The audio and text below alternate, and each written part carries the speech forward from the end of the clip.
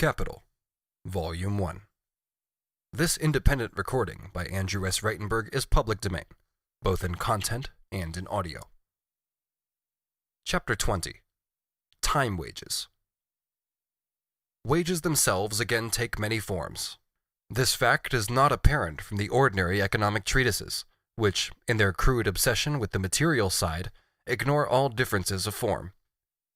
An exposition of all these forms belongs to the special study of wage labor, and not, therefore, to this work. Nevertheless, we shall have to give a brief description of the two fundamental forms here. The sale of labor power, as will be remembered, always takes place for definite periods of time. The converted form, in which the daily value, weekly value, etc. of labor power is directly presented, is hence that of time wages, therefore day wages, etc. Next, it is to be noted that the laws set forth in Chapter 17 on the changes in the relative magnitudes of price of labor power and surplus value can be transformed, by a simple alteration in their form, into laws of wages.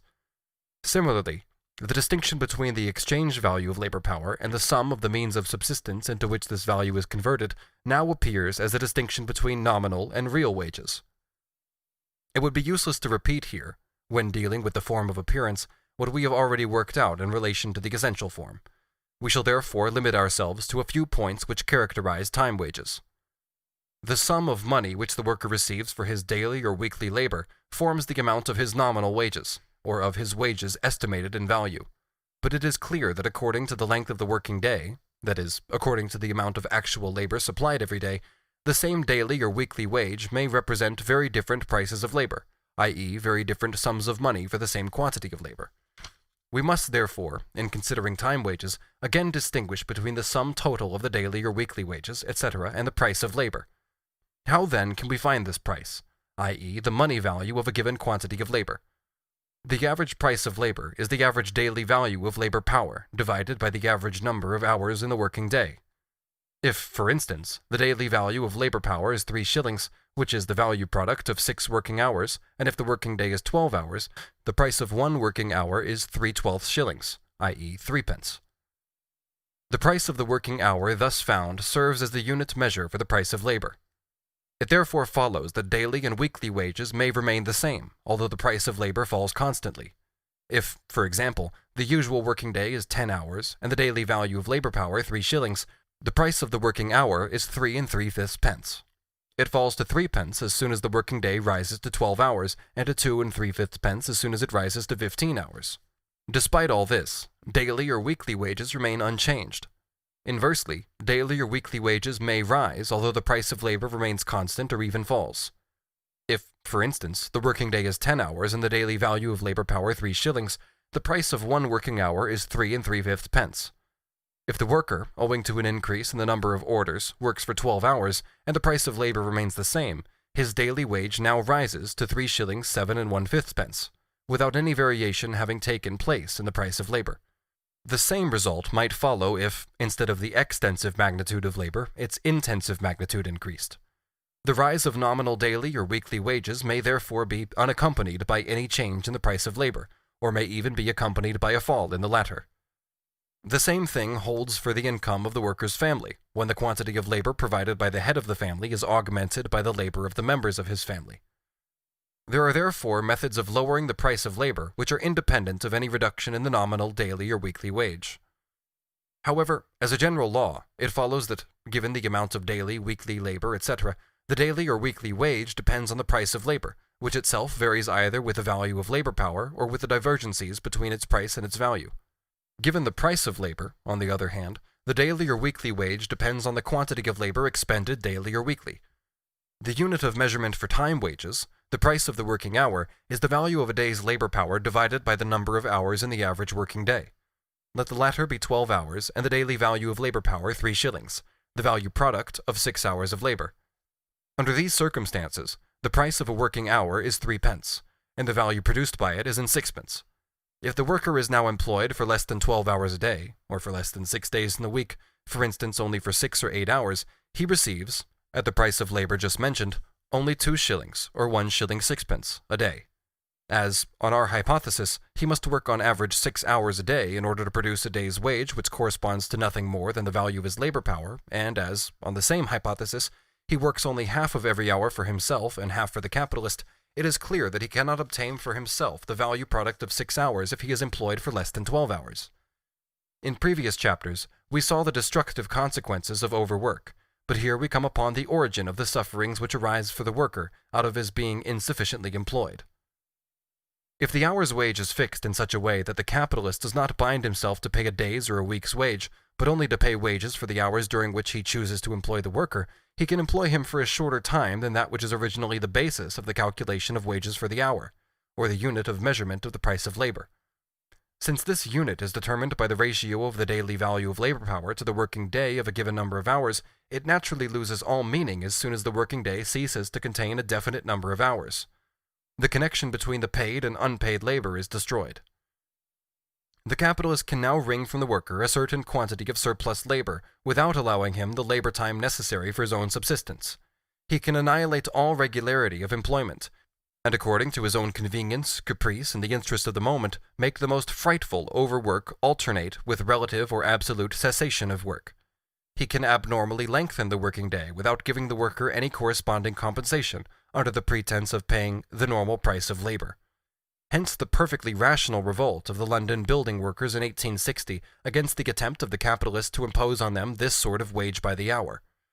The legal limitation of the working day puts an end to mischievous acts of this kind, though it does not, of course, end the diminution of employment caused by the competition of machinery, by changes in the quality of the workers employed, and partial or general crises. With an increase in the daily or weekly wage, the price of labor may remain nominally constant and yet fall below its normal level. This occurs every time the working day is prolonged beyond its customary length, while the price of labor, reckoned per working hour, remains constant. If, in the fraction daily value of labor power over the working day, the denominator increases, the numerator increases still more rapidly.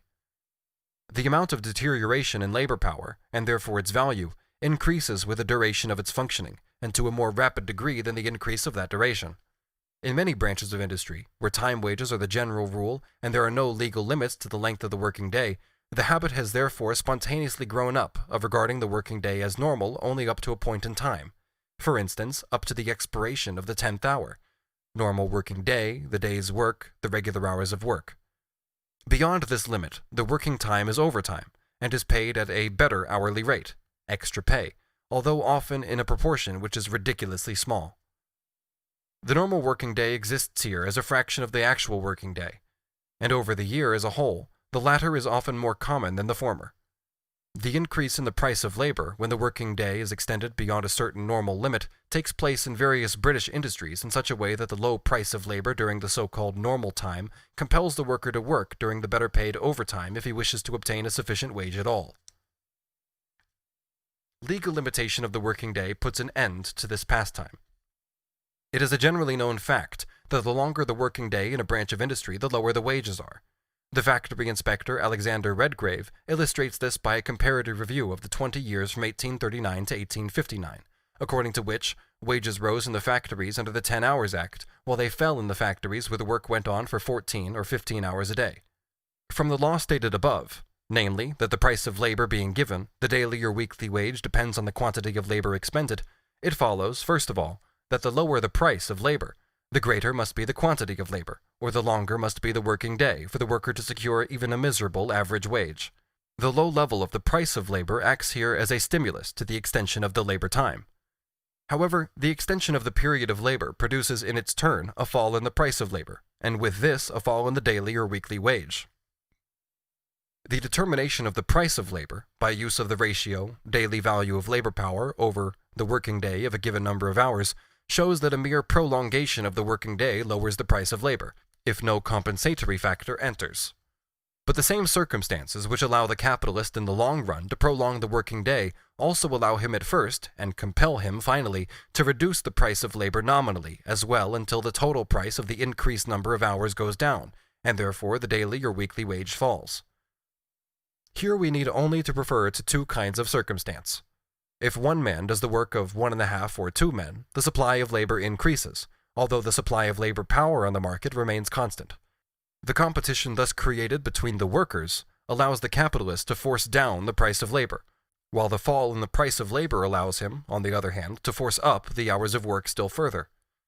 Soon, however, this command over abnormal quantities of unpaid labor, i.e., quantities in excess of the average social amount, becomes a source of competition amongst the capitalists themselves. A part of the price of the commodity consists of the price of labor. The unpaid part of the price of labor does not need to be reckoned as part of the price of the commodity. It may be given to the buyer as a present. This is the first step taken under the impulse of competition. The second step, also compelled by competition, is the exclusion from the selling price of the commodity of at least a part of the abnormal surplus value created by the extension of the working day. In this way, an abnormally low selling price of the commodity arises, at first sporadically, and becomes fixed by degrees. This lower selling price henceforward becomes the constant basis of a miserable wage for excessive hours of work, just as originally it was the product of those very circumstances. This movement is simply indicated here, as the analysis of competition does not belong to this part of the investigation. Nevertheless, let the capitalist speak for himself for a moment.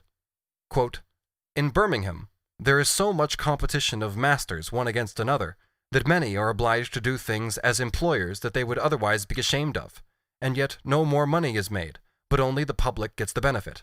End quote. The reader will remember the two sorts of London bakers, of whom one sold the bread at its full price, the full-priced bakers, the other below its normal price, the underpriced or undersellers. The full-priced denounced their rivals before the Parliamentary Committee of Inquiry. Quote, "They only exist now by first defrauding the public, and next getting 18 hours' work out of their men for 12 hours' wages. The unpaid labor of the men was made the source whereby the competition was carried on, and continues so to this day. The competition among the master bakers is the cause of the difficulty in getting rid of night work. An underseller, who sells his bread below the cost price according to the price of flour, must make it up by getting more out of the labor of the men. If I got only 12 hours' work out of my men, and my neighbor got 18 or 20, he must beat me in the selling price. If the men could insist on payment for overwork, this would be set right. A large number of those employed by the undersellers are foreigners and youths, who are obliged to accept almost any wages they can obtain." End quote. This Jeremiad is also interesting because it shows how it is only the semblance of the relations of production which is reflected by the brain of the capitalist. He does not know that the normal price of labor also includes a definite quantity of unpaid labor, and that this very unpaid labor is the normal source of his profits. The category of surplus labor time does not exist at all for him, since it is included in the normal working day, which he thinks he is paid for in the day's wages. But overtime, namely the prolongation of the working day beyond the limits corresponding to the usual price of labor, certainly does exist for him. When faced with his underselling competitor, he even insists upon extra pay for this overtime. Again, he does not know that this extra pay also includes unpaid labor, just as much as the price of the customary hour of labor does.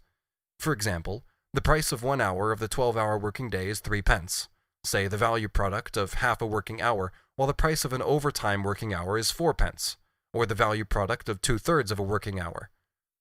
In the first case, the capitalist appropriates 1/2 of the working hour. In the second case, 1/3, without making any payments in return.